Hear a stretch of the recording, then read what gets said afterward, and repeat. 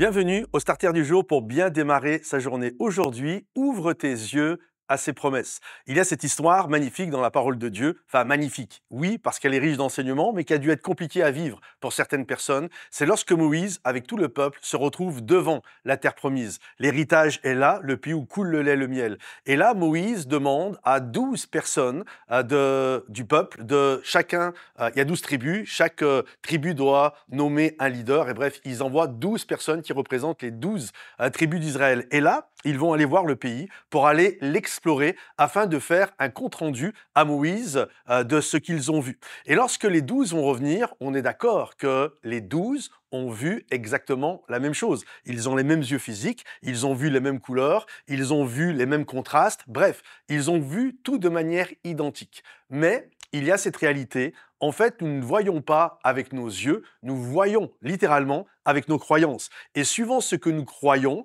alors notre vision va être littéralement teintée de ce que nous pensons et de ce que nous croyons. C'est un peu, vous savez, comme les lunettes où vous mettez, vous voyez tout en rose ou tout en bleu.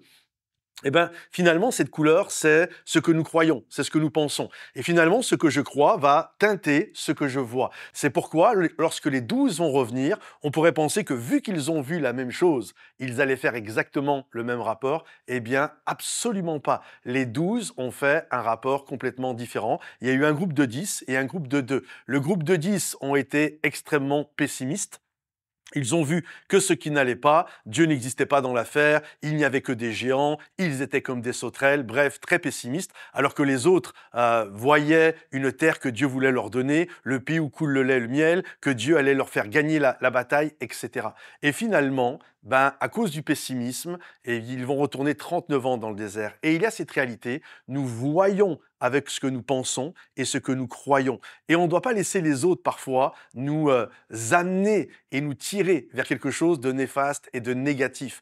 Il est important de développer vraiment la vision de Dieu dans notre cœur. Alors j'aimerais te dire, tu ne vois pas avec tes yeux, tu vois littéralement avec ce que tu crois. Et ce que tu crois doit venir de la parole de Dieu, doit venir de la mentalité du royaume du Seigneur. Alors je t'invite à lire la parole, à t'imprégner de cette mentalité afin que tout ce que tu vas voir, tu puisses le voir à travers la teinte qui vient du ciel. Que le Seigneur te bénisse, que le Seigneur t'encourage. Si cette vidéo t'a béni, pense à la liker, la partager et la commenter. Et on se dit à bientôt. Bye bye.